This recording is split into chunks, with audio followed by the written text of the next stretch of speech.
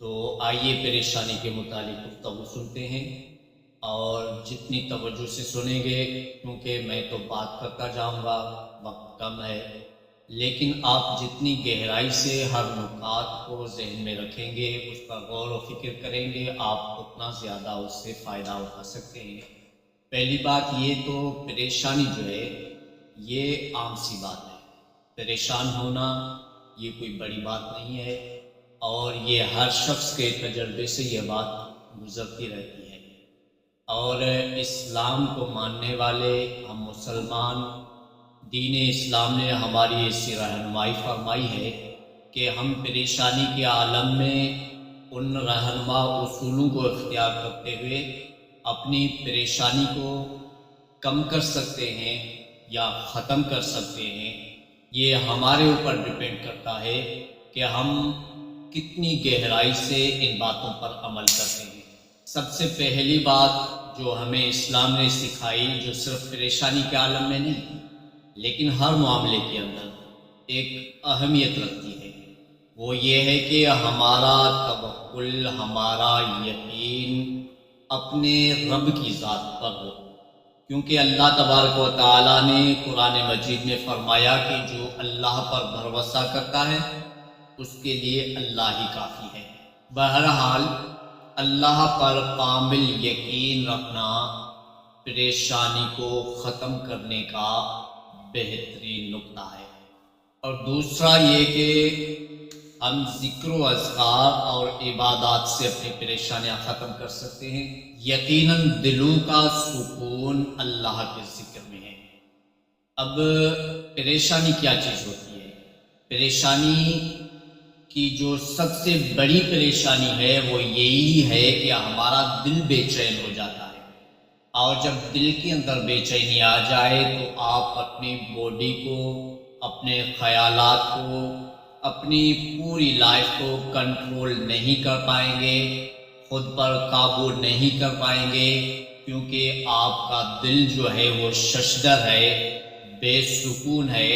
تو اپنے دل کو پرسکون بنانے کے لیے اللہ کا ذکر کریں گے۔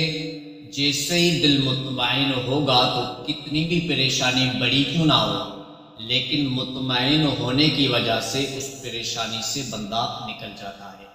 اور تیسری بات یہ ہے کہ ہم اللہ سے دعا مانگیں، کیونکہ رسول خدا صلی اللہ تعالی علیہ وآلہ وسلم نے یہی تعلیم دی ہے کہ جب آپ پریشان ہو جایا کریں تو اللہ سے دعا کیا کریں۔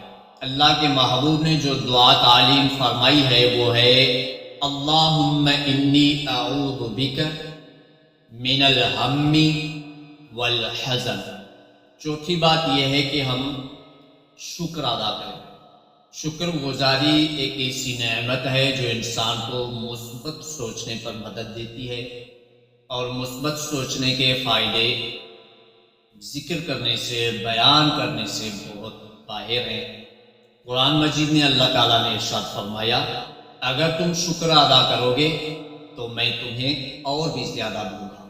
پانچویں بات یہ ہے کہ انسان پریشانی کے وقت میں صبر کیا کرے، کیونکہ صبر ایک ایسی نعمت ہے جو انسان کو مضبوط سے مضبوط بلکہ پہاڑوں سے بھی مضبوط بنا دیتا ہے۔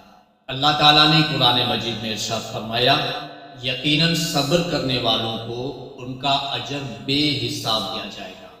اور چھٹا یہ کہ ہم اپنے معاملات میں دوسروں کے لیے آسانیاں پیدا کریں، کیونکہ انسان اللہ کی رضا کی خاطر جب کسی کی مدد کرتا ہے، کسی کے کام آتا ہے، تو اس وقت اس کے دل میں ایک ایسا سکون سمایا جاتا ہے جس سکون کو کوئی ترازو تول نہیں سکتا۔ رسول خدا صلی اللہ تعالی علیہ وآلہ وسلم نے ارشاد فرمایا جو شخص کسی مسلمان کی پریشانی دور کرے گا، اللہ قیامت کے دن اس کی پریشانیاں دور فرما دے گا۔ ساتویں بات یہ ہے کہ پریشانیاں گزرے ہوئے وقت سے، ماضی سے تعلق رکھتی ہیں یا مستقبل سے عموماً تعلق رکھتی ہیں۔ جو وقت آنے والا ہے اس سے بھی ہم تعلق ہوتا ہے۔ تو ماضی، حال یا مستقبل جیسا بھی ماحول ہو، ہمیں اپنا یقین اللہ کی ذات پر رکھنا ہے، صبر کرنا ہے، اللہ سے مدد طلب کرنی ہے اور اپنے حالات پر غور و فکر کرنا ہے۔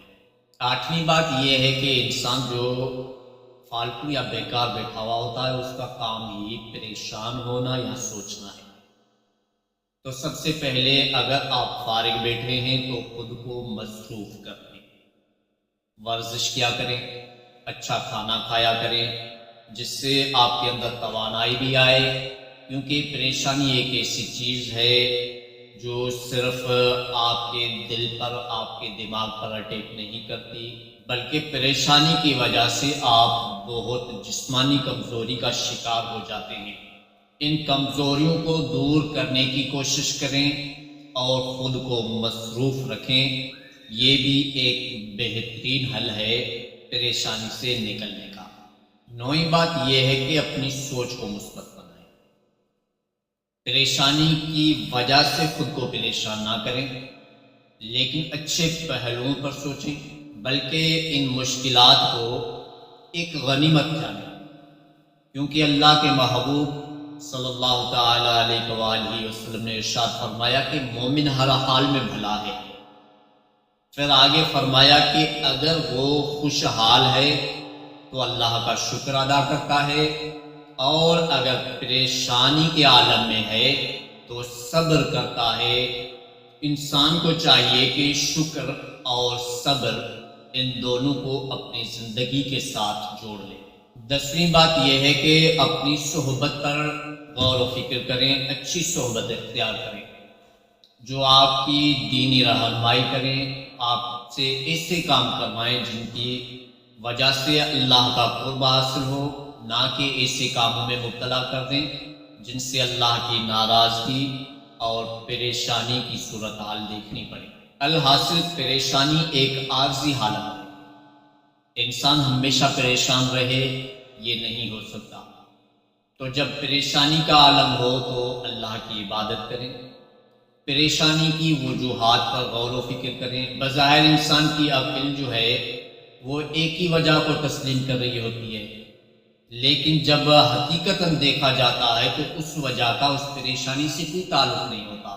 بہرحال پریشانی عارضی چیز ہے، اس کو پریشان ہو کر اس وقت کو نہ گزاریں، بلکہ اس وقت کے اندر اللہ کا شکر ادا کریں، اللہ کی عبادت کریں، خود کو مصروف رکھتے ہوئے زندگی گزاریں، اور جب یقین اللہ پر کامل ہو تو پریشانی کی کیا مجال ہے کہ اللہ کے بندے کو پریشان کر سکے۔